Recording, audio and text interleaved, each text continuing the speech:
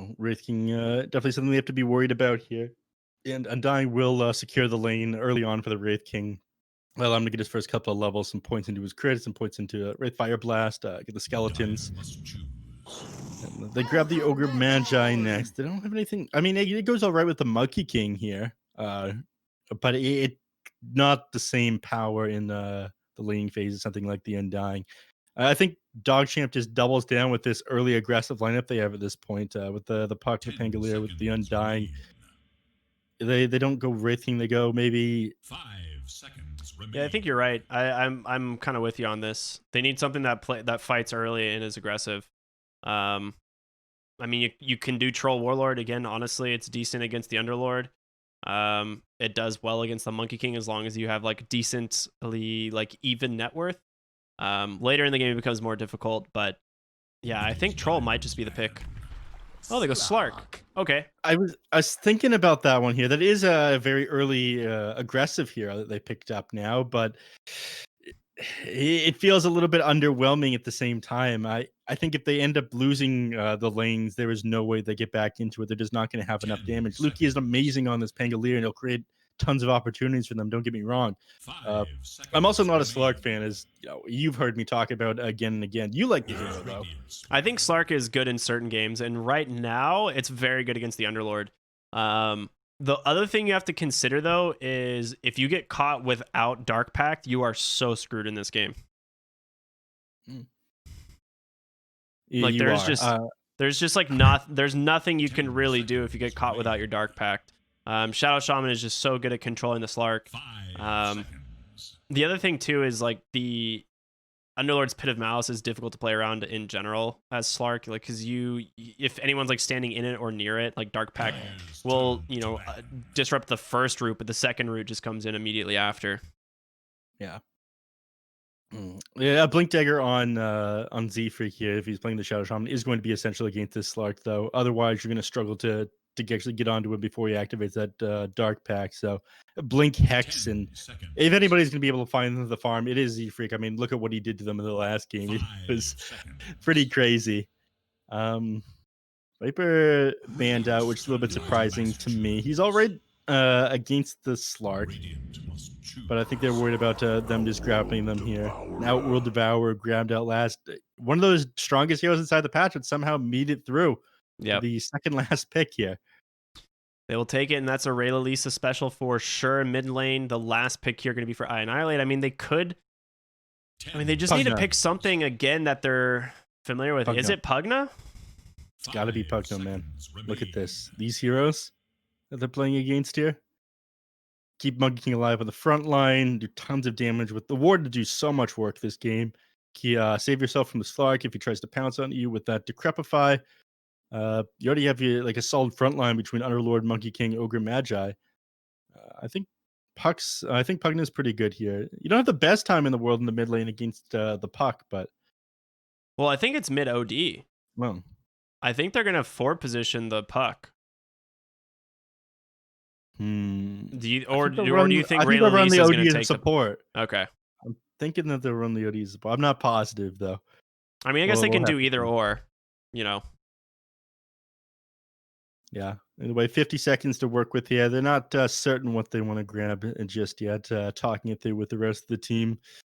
A little bit of extra damage wouldn't hurt. Pugna does tick that box. So what do you have in mind here? What do you have on your bingo card?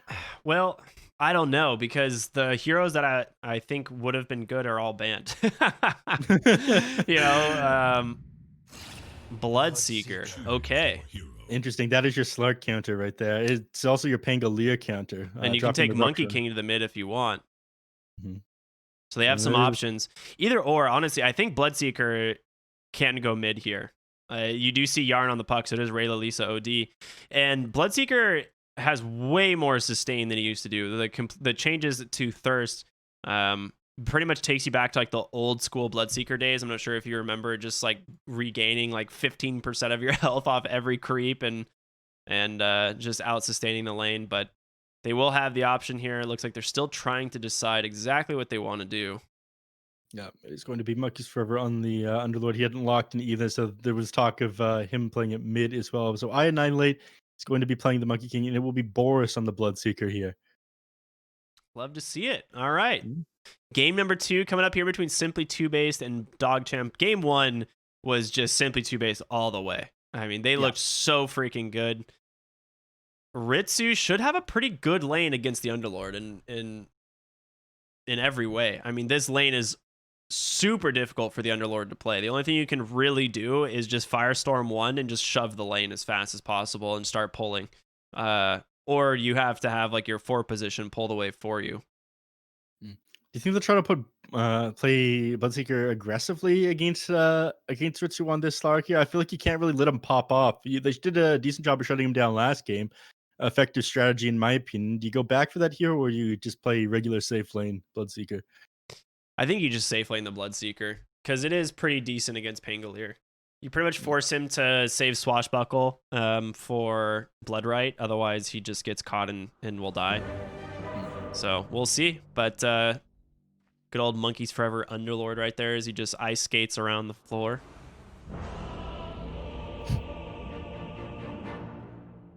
Look at that. 6,525 wins, 5,665 losses. This is a man who has played Dota 2, a game or two in his time. Like 1 or 2 at least, for sure. He's dabbled. Prepare for battle. 9. He's got his Undying fully decked out as well, despite only being level 8. A 1 and 3 man decay. Very nice. I'm seeing I know red. I can trust you guys. And it's amazing. I'm really curious to see how Ritsu is going to do in this lane. I mean, like I said, if you're Underlord, you probably just max the Firestorm. Yeah. And just shove the lane as much as possible because you can't afford to trade with the Slark. He just does too much damage. Yeah. You can't give him any of those essence shift stacks just building up. In the mid lane, looks like both teams scattered out each other's observer ward. Both of them were planted at nearly the exact same time. Wait, really? Yeah. Was any of them smoked? They met each other like up and down the hill. Consider yourself warned. This one obviously being closer, and the other one, Monkey King getting there a little bit faster as he turned himself into a Courier at 380 movement speed. This is a very nice ward, by the way. The deep lane bottom, yeah. Yeah, This was over before it started. rarely gets Doesn't get de-warded. de-warded. Yeah. Top lane, B9, trying to contest the bounty rune. They're going to potentially wrap around here on Z-Freak and Ogre. You know, hit that ignite. Ritsu has to be, I mean, yeah, he's probably going to go pounce 1 just to be able to survive, but Z-Freak still holding a point. I don't think it really matters too much for him. You might go the Aether Shock just so you can secure the range creep. Yeah, that's exactly what he's going to do. Yeah. Pounces up in another couple seconds here, but Ritsu looks like he'd rather just sit in the lane. Z-Freak was a bit out of position there. He does have boots, so he'd be able to walk away. The good old ranged Treant Protector, also known as Shadow Shaman. Yeah, this guy's base damage is absolutely insane, and he didn't come to lane with enough regen here on the Undying. He's sending himself out to salve in an extra mango, but I feel like that alone isn't going to be enough. Yeah, nice grab. Oh, he could go down here. Oh, Z-Freak. Some duking having in both lanes. His bottom lane, Lukey and Yaren were getting pretty low to Boris's Bloodseeker and the Ogre. Monkey's Forever with the body blocks yet again. Last time it was on his Treants. He's blocking people. This time with his hero. He's got the big boy Underlord. So to go Atrophy Aura 1, they have to make sure they can't get a pull, and Bloody 9 looks like he's just going to get the hard can't pull through. Maybe not. Does it get the out attack? It does. So that's a fantastic pull there from B9, and it's going to deny a decent chunk of experience there on over to Monkeys. Reset the lane equilibrium as well. Yeah. He knows exactly what's going on there, but he will end up getting the design off on B9. Very nice. Yeah, he needs to get this Troll Summoner. This is a lot of golden experience if he can get it. Help him out quite a bit. I haven't had the chance to look over here at mid lane yet. I Annihilate.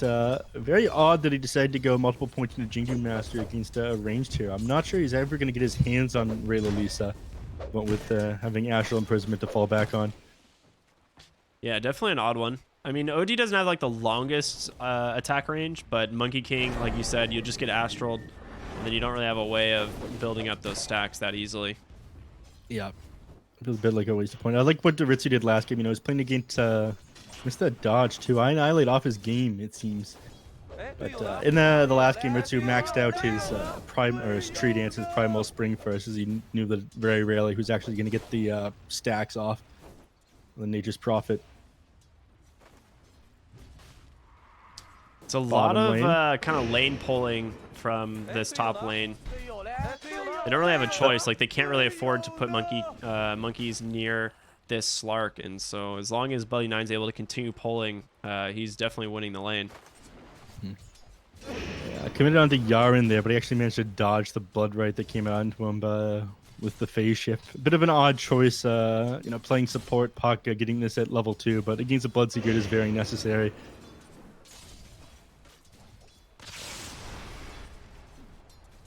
Things relatively even right now. Actually, probably pick up a little bit. If we go 4 minutes into the game, the supports start to rotate for those power runes towards mid.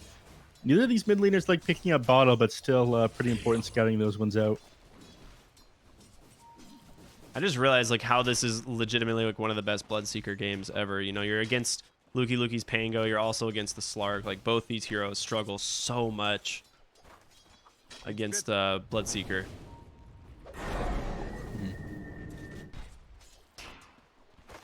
Bloodseeker. He was nerfed though. You have to keep that in mind. His blood rate damage was what reduced by I think 60 at level 3. Yeah, or but Thirst got 4. mega buffed. Yeah. So a lot of people liked running the Bloodseekers, like, you know, a bit of a bulky offlaner and a bit of engagement at the top lane. I don't think much is going to come of it though. Actually, he's dropping pretty low on monkeys. They don't have Pounce anymore, was already committed, so it looks like he's just going to salve up. I mean, he just needs to get to mana boots and essentially jungle, right? Or just kind of like... Oh, they've caught B9 out of position. He has no mana to work with. That's going to be the first blood going to monkeys. Z-Freak, what a sick play. 2 points in the shackles. Not really what you expect, but that's one of the benefits of how they've changed around the Shadow Shaman, right? Suddenly you don't have to max out your Ether Shock anymore to shove out lanes or farm thanks to the Shard, and oh my god, he's got it again! That shouldn't happen. Well, the Dark Pact is on cooldown, even nothing he's able to do. Monkey's tipping Z-Freak. I mean, the guy's having another incredible game already. Did he like did he approach the wave inside of a firestorm or something? Does he have a bottle? Oh my god, monkeys does have bottle. I mean, maybe he just wasn't expecting the shackles. I mean, it just came off a cooldown right there as he came into him, reduced by 2 seconds every level. No one expects the 2 points in the shackles at level 3. He's gonna try it again. Like, Ritsu just has to be so afraid now because you have the firestorm and that shackle duration is just gonna hold you there for so long. And there it is once again. The amount of damage Ritsu, he just gets his pounce blocked as well. He just lost like 2/3 of his health again. And Monkey's gonna continue applying pressure underneath the tower. They have a shackle once again. Firestorm under there as well.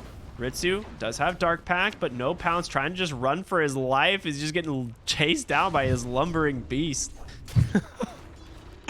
He's having a horrible time up here. I mean, he's still continuing to CS underneath all this, sitting at 27-7. Pretty impressive, given the amount of pressure that they're putting on him.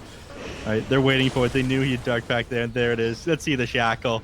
He's not inside the firestorm though, so he does have to be careful. And nice soul rip there. It's gonna be Z-Freak that ends up falling to Ritsu.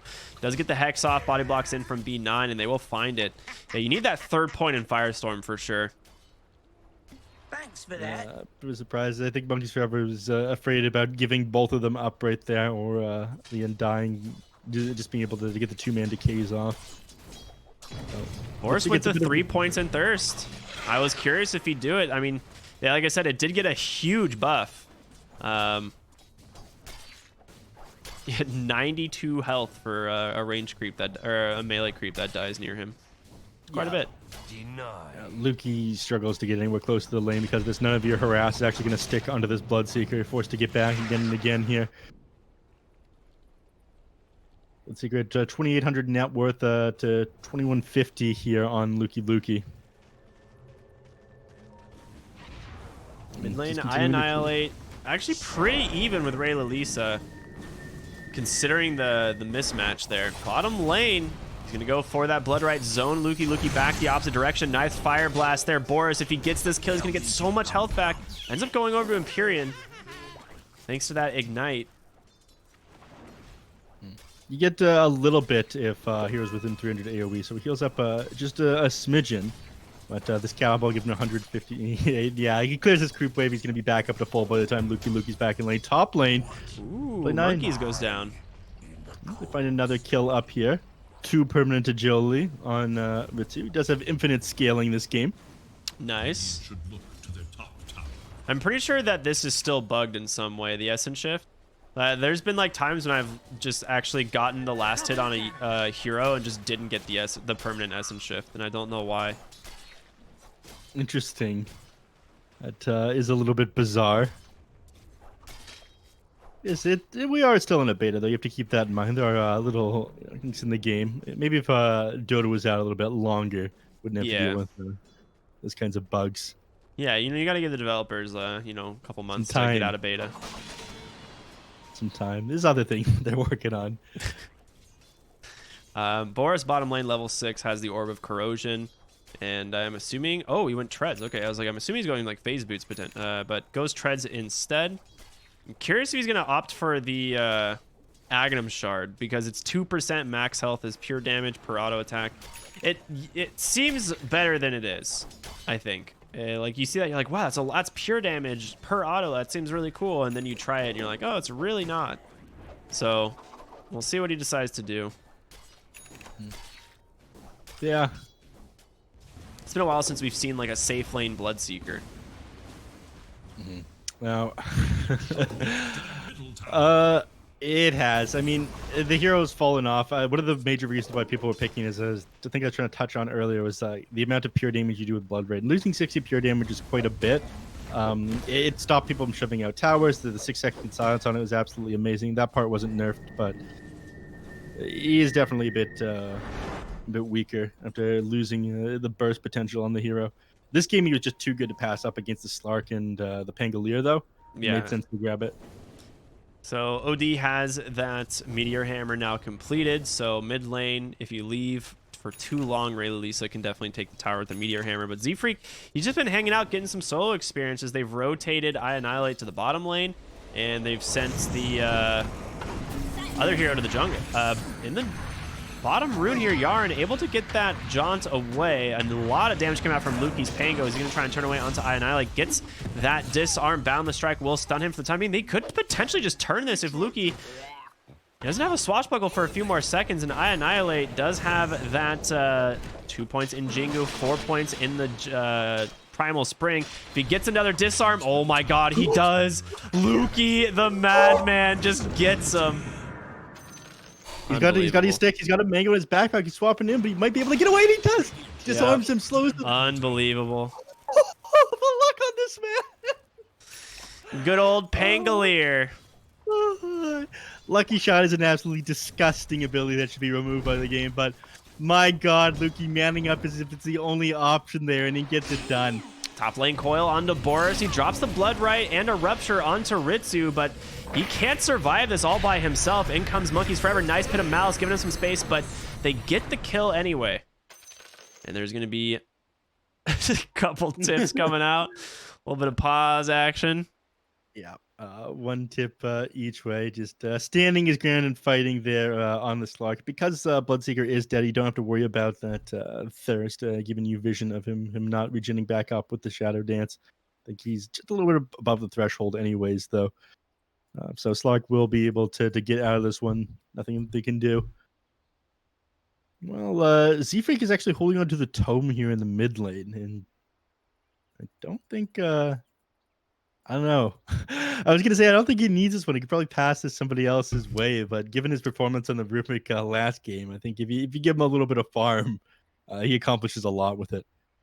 Yeah, I mean, the only other hero that you could maybe justify it on would be the Underlord, but Z-Freak's going to still do work with levels on Shaman. I mean, getting to like max level like Hex and Shackles, or even just like an extra point, couple extra points in Ethershock, like this hero's spells scale so well. Well, you don't really need to put the extra points in the other shock anymore. You got it before for like nuke, burst damage, and shoving out lanes and farming, right? But Yeah. given the Aghanim shard now, you just use shackles on the creep wave and it spawns 4 wards, which will clear it out. That in creep is camps. true. Mid lane, Rayla going for that tower with the Meteor Hammer. Z-Freak unable to make it in time to cancel that. Yeah. Nice try. Catapult is on their side. Potentially shove out a lane with that one, but it looks like I've got other things planned on the side of simply TOOBASED. I Annihilate. Not having, I mean, 66 and 7 isn't that bad. And still not having an amazing game, but doing about how Ritsu was on his Monkey King previous game. Yeah, definitely. He's just got this Orb of Corrosion and he's queued up a BKB. Luki's going to go ahead and dive the bottom lane here as a rotation from B9 and Yarn. They drop the Tombstone. Coil is available in 14 seconds, but it's just not even necessary. Yeah, plenty of damage coming out from these heroes, lots of magic, and that's one of the things that Monkey King suffers with the most. Yeah. Very high armor hero, but susceptible to getting blown up. This is an awkward position mid lane. Rupture and the Firestorm. Oh my gosh. Rayla, good night, sir. You are not surviving this one. Boris will find that kill. Decent amount of experience that's going to go their whole way. They even leave the tower at 19 HP, so they should be able to get the deny. Yeah. It becomes, what, a 550 gold swing and almost 1,000 XP there. Z-Freak doing a lot of work with this silly string that he's got. Dude, I'm a big fan of silly strings. I knew at the moment they picked Shadow Shaman, it was going to be Z-Freak on this hero. He's been doing tons of work setting up. I mean, it's not the fact that he's been getting heals. He's been getting very important kills on all these heroes. Well, yeah, I mean, the thing is like I said, Z-Freak used to play Shadow Shaman all the time. This was one of his heroes that he like made viable legitimately in several patches in the region, and it was warranted respect bans at certain times. So yeah. Something I think people have forgotten how strong it's kind of like power creep into being very strong again. It's definitely very good at the moment. Got the one buff that it needed for you to change your skill build around a little bit with that Aghanim shard. Sitting down in the trees here, I think he's hoping that somebody comes back down here. Then all he has to do is hit him with the Hex, have somebody TP in, then shackle him afterwards. And that's exactly what he's doing. Lukey, he's back down here. Oh, baby, there it is. The max duration shackle into a blood right, man. This guy. He is so patient. I saw him TP down here like 30 seconds ago. I was like, yeah, I'll wait it out. And it's worth it. He gets the kill onto Lukey, and now Boris has a free lane to just farm it up. Z-Freak will wait as long as he has to. Very nice play there by him. Again, shutting down Lukey, pretty big deal. Man's Maelstrom's going to be delayed quite a bit now, which will slow down his farm, of course, and make the jungle that much safer for Boris, who's working on the Maelstrom. Oh, mid lane, the Hex onto the puck. You're kidding me. Z-Freak sets up another kill onto Yarn as he tried to go for a cheeky little Waning Rift orb out. But he had already targeted the Hex at that point. Rayla revealing the Blink Dagger. They do have a Rolling Thunder coming on through. Will stun up Monkeys. They don't have any way to help him here. So much magic amp coming in from that Undying as well. Yeah, grabbing that kill is pretty important, but losing Monkeys forever isn't the biggest deal. The man's gameplay, ooh, off the mark. Yeah, they missed. Boris, he gets a Rupture, but he's just the shackles from Z-Freak. He's juking it through, trying to stay away from Rayla. They're gonna miss the Boundless Strike, but B9, he gets him with the Soul Rip. Oh my god, a Coil gonna make space as well. They're not gonna find anything. In goes Slark very aggressively, but Ritsu is going to be able to protect himself thanks to that Shadow Dance. They will take down Z-Freak. Another pounce on forward to the Ogre. Yarn will finally die. Underlord catches that Meteor Hammer, but Ritsu, he's out of mana. Can they get the kill? Monkeys goes down first. Lukey trying to do what he can, but Boris cleaning house as he buys back into the game.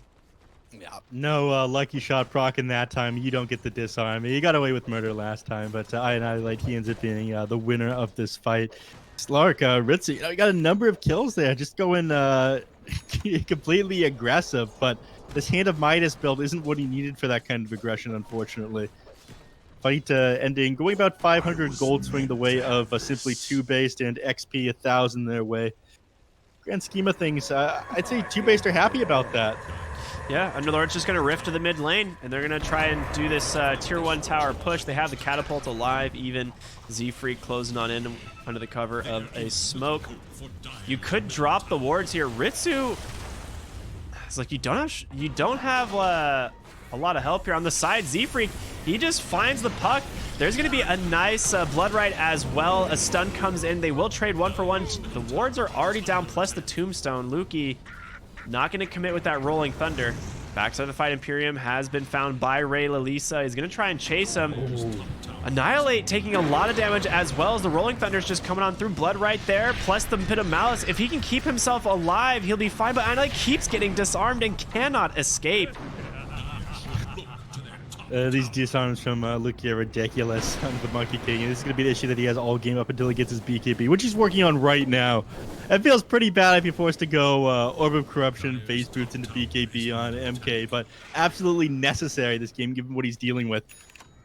I mean, they are so far ahead already on the side of DogChamp. I mean, they have a 6,000 gold lead, and all 3 of the cores topping the net worth chart. Yaren caught by a rupture, now blood right. Astral going to protect him, but Monkey's closing in, has that Pit of Malice, Firestorm. They should be able to finish off the puck here. Ooh, a lot of health coming back his way. Thanks to that Soul Rip, but Boris, he's going to go down instead. He just gets turned on by Ritsu as well as the Undying. They have more than enough damage, and now another Astral into Meteor Hammer. They find Z-Freak, 2 kills. Going the way of DogChamp. They are just running over. Yeah, I Annihilated, realizing the direction that team fight was going as well, and just opted to TP bottom. And they're smoking up to go on him down here. I think he realizes that they want to get him. But on the tree is a dangerous place to be when Luki does have this Quelling Blade. And Puck trying to scout him out with that illusory orb.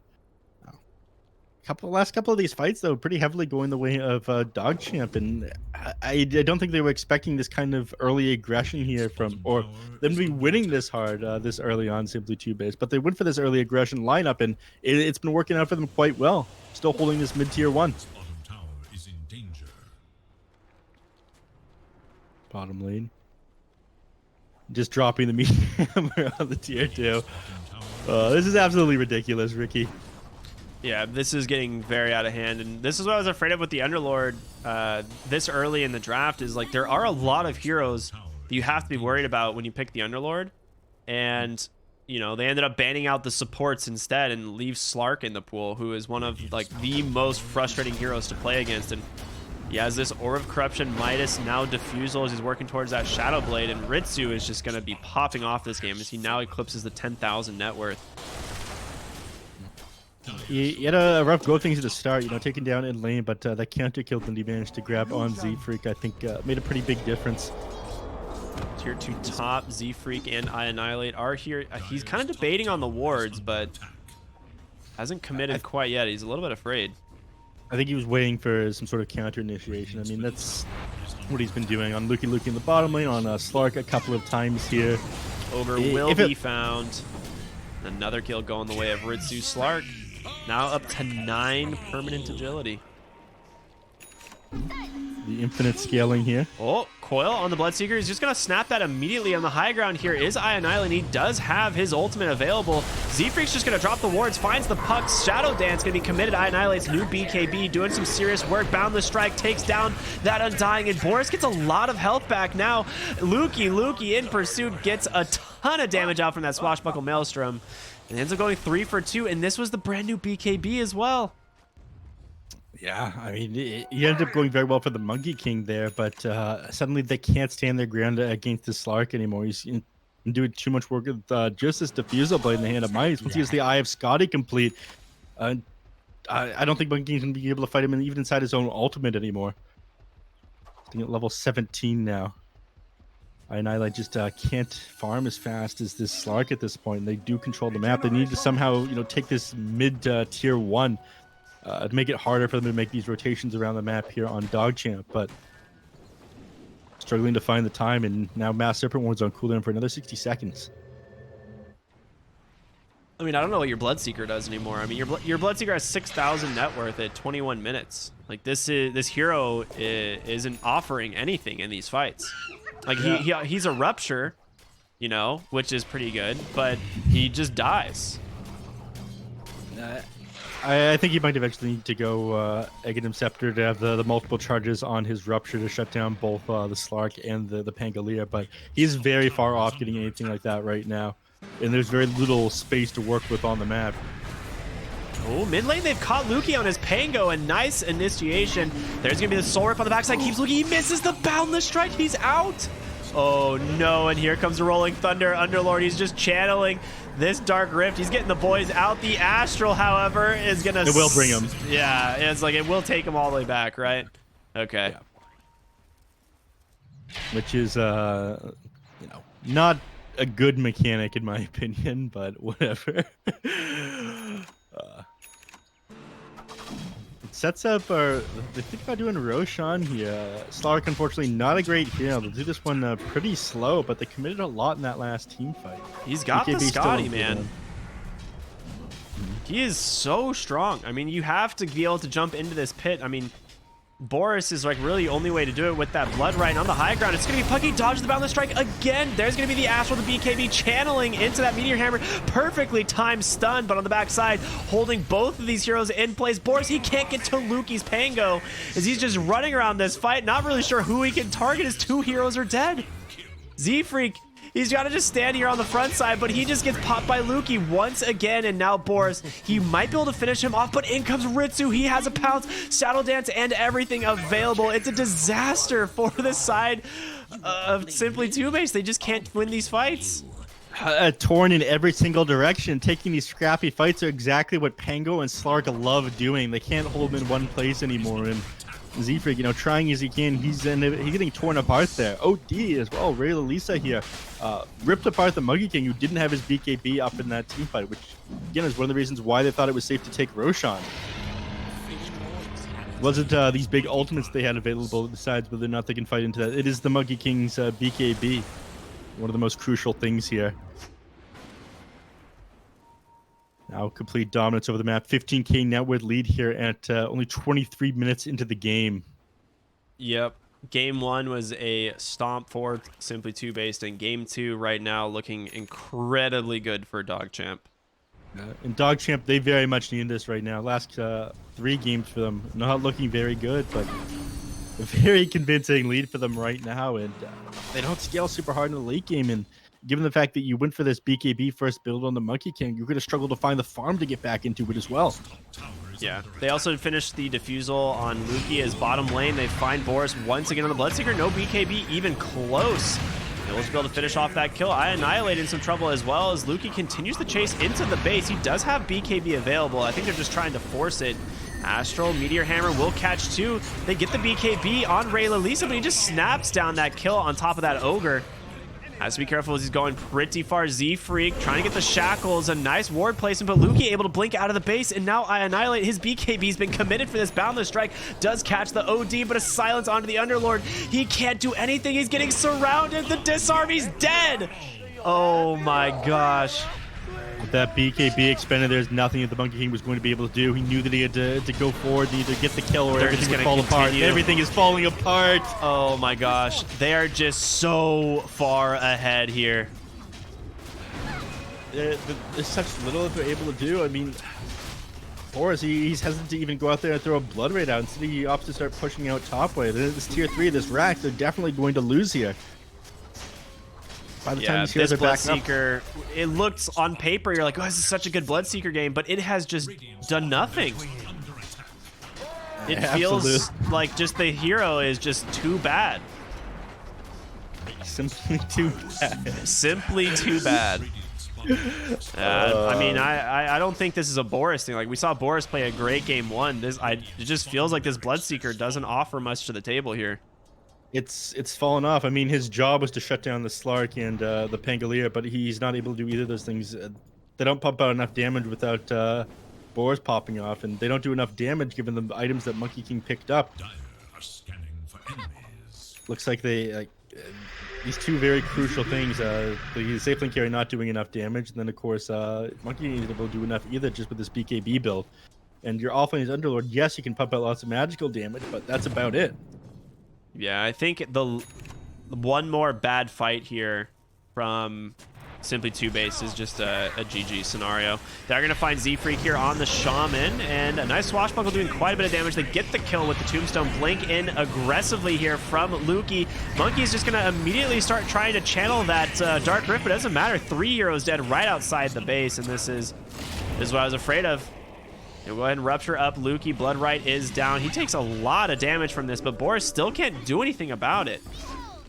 I Annihilate, pump faking that Boundless Strike. Not really sure what to do.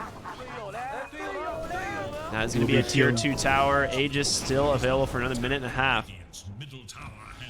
Yeah, this probably be another set of racks here. I mean, you still have BKB on the Monkey King is the one thing you need to take the fight, but the lead is starting to get ridiculous. Coil the mid lane. They found Monkey King. He does have BKB. And oh my god, the damage from the OD! You're kidding me. That did 816 damage to the Monkey King. He lost almost half his HP there just to one spell. He did not expect it. And yeah, that is as bad as it gets. You only get the puck. 27k net worth up now. Things are just getting worse and worse. You got a lot of XP for grabbing that puck, sure, but you expended your BKB again.